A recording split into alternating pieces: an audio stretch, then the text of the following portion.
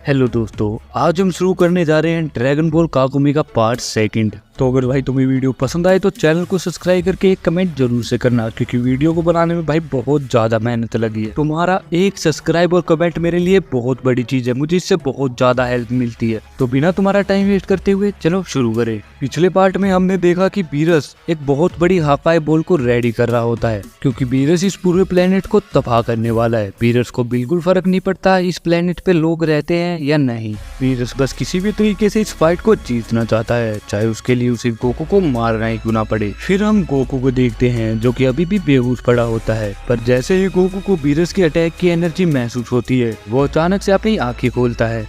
Goku बहुत ही ज्यादा दर्द में होता है, लेकिन उसके बाद भी गोकू हार नहीं मानता। वो वापस से खड़ा हो जाता है और गोकू खड़ा होते ही पावर अप करके अपनी गोल्ड ब्लू फॉर्म में जाता है। गोकू वहाँ खड़े बच्चे की तरफ देखता है और चिल्ला के बोलता है, बच्चे यहाँ से दूर भाग जाओ। और इस समय बीरस को भी गोकू की एनर्जी महसूस हो चुकी है। वो समझ चुका है कि गोकू दोबारा खड़ा हो चुका है, और गोकू भी ये समझ चुका था कि अगर वो इस प्लेनेट पे थोड़ी देर और रहा तो ये प्लेनेट नहीं बचेगा। और तभी गोकू उड़ के इस प्लेनेट से बाहर चला जाता है। गोकू इस प्लेनेट के मून की तरफ जा रहा होता है, और फिर हमें बीरस की हाकाई बॉल दिखती है। ये इतनी ज्यादा बड़ी होती है कि इसके सामने ये मून भी छोटी सी बॉल जैसा लग रहा है। और तभी गोकू बीरस को बोलता है, लॉर्ड बीरस, आप इस छोटी सी लड़ाई के लिए पूरी की पूरी सिविलाइजेशन को खतरे में क्यों डाल रहे हैं। लेकिन तभी गोकू को कुछ महसूस होता है। गोकू अपने पैरों की तरफ देखता है। वो बच्चा जिसे गोकू दूर जाने को बोलता है वो गोकू के पैरों पे चिपका हुआ होता है। वो काफी डरा हुआ होता है, और अब वो बच्चा भी गोकू के साथ स्पेस में आ चुका होता है। और दूसरी तरफ बीरस भी गोकू पे अटैक करने के लिए रेडी होता है। बीरस बोलता है, सन गोकू तैयार हो जाओ।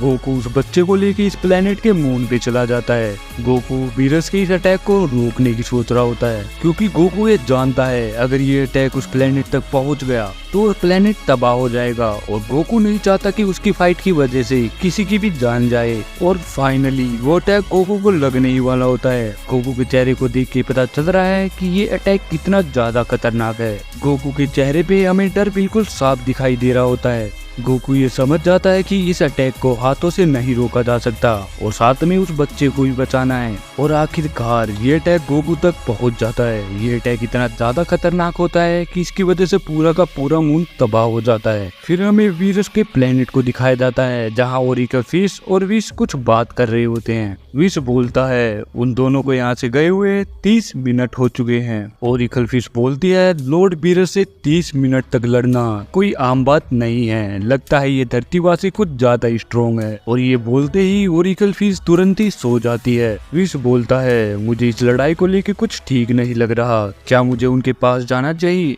तभी हम देखते हैं कि ओरिकल फिश नींद में ही कुछ बड़बड़ा रही है। ओरिकल फिश बोलती है, यूनिवर्सिटीज फैसले हम अपने ही खात्मे का कारण बनेंगे। और विश को कुछ भी समझ नहीं आ रहा होता कि ओरिकल फिश क्या बोल रही है। विश को लगता है कि ओरिकल फिश गोकू और बीरस के फाइट के बारे में कुछ बोल रही है। और फिर हमें अर्थ को दिखाया जाता है, जहाँ बू और मिस्टर सेटन होते हैं। मिस्टर सेटन बोलते हैं कि आखिरकार अर्थक्वेक रुक गया है। तभी बू बोलता है कि मुझे बहुत ही ज्यादा भूख लग रही है। फिर हम देखते हैं कि गोकू और बीरस की फाइट की वजह से पूरे के पूरे शहर की हालत बहुत ही बुरी होती है, यहाँ तक कि गोकू का घर भी टूट चुका है। फिर हम देखते हैं कि वेडेल और चीची बाहर खाना बना रही होती हैं। चीची बहुत ही ज्यादा गुस्से में होती है। वो बोलती है कि अगर गोकू जल्दी घर वापस नहीं आया तो ये उसके लिए अच्छा नहीं होगा। वेडेल बोलती है कि आप चिंता मत कीजिए, वो जल्दी घर पे वापस आते ही होंगे।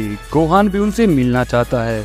इसके बाद हम देखते हैं कि गोहान और पिकलो आसमान की तरफ देख रहे होते हैं, और उन दोनों को देख के पता चल रहा है कि वो दोनों ही जानते हैं कि यहाँ क्या चल रहा है।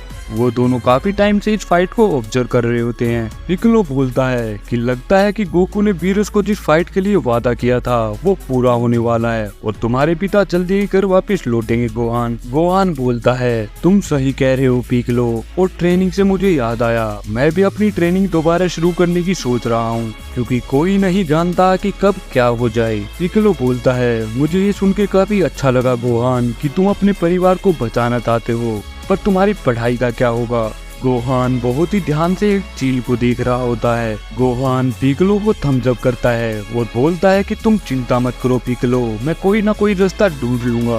और तभी हमें एक प्लेनेट को दिखाया जाता है। इस प्लेनेट का नाम होता है पिसिन। इस प्लेनेट की ग्रेविटी 2000 गुना ज्यादा होती है अर्थ से। हम देखते हैं कि इस प्लेनेट पे कोई चीज बहुत ही तेजी से मूव कर रही होती है। इस चीज की स्पीड इतनी ज्यादा होती है कि पूरे प्लेनेट पे निशान बन रहे होते हैं। और तभी हमें एक एनर्जी दिखाई देती है जो कि हर प्लेनेट को तबाह करते हुए जा रही होती है। और ये होता है प्रिंस वेजिटा। वेजिटा बोलता है हद है, ये सब ट्रेनिंग अब किसी काम की नहीं है। वेजिटा इतनी ज्यादा ग्रेविटी और इतने ज्यादा वेट के साथ ट्रेनिंग कर रहा होता है, लेकिन फिर भी उसके लिए ये कुछ भी नहीं होता। और आखिरकार वेजिटा एक दिन रुकता है और बोलता है इस लेवल से आगे ये ट्रेनिंग का कोई मतलब ही नहीं बनता। और इसके बाद हम वापिस से गोकू और बीरस की फाइट पे आ जाते हैं। हम देखते हैं कि गोकू अभी भी उसी मून के टुकड़े पे खड़ा होता है और बीरस के अटैक की वजह से गोकू की कमर और पैर बुरी तरीके से जल चुके होते हैं। गोकू की हालत इतनी बुरी होती है कि गोकू के अंदर की मांसपेशियां बिल्कुल साफ दिखाई दे रही होती हैं। गोकू बोलता है कि आज अगर मैंने मदद नहीं करी होती तो आप इस पूरी की पूरी सिविलाइजेशन को खत्म कर देते।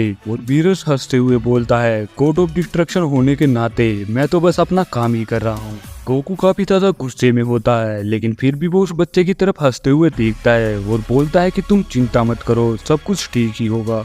गोकू ने उस बच्चे को अपनी थोड़ी एनर्जी दी होती है और तभी गोकू बेहोश होकर नीचे गिर जाता है। और बीरस को देख के पता चल रहा है कि वो काफी ज्यादा खुश है क्योंकि वो जानता है कि वो इस फाइट को जीत चुका है। बीरस स्माइल करते हुए बोलता है कि आज तक किसी भी मॉर्टल ने मुझे इतनी तगड़ी फाइट नहीं दी, यहाँ तक कि गोड्स ने भी नहीं।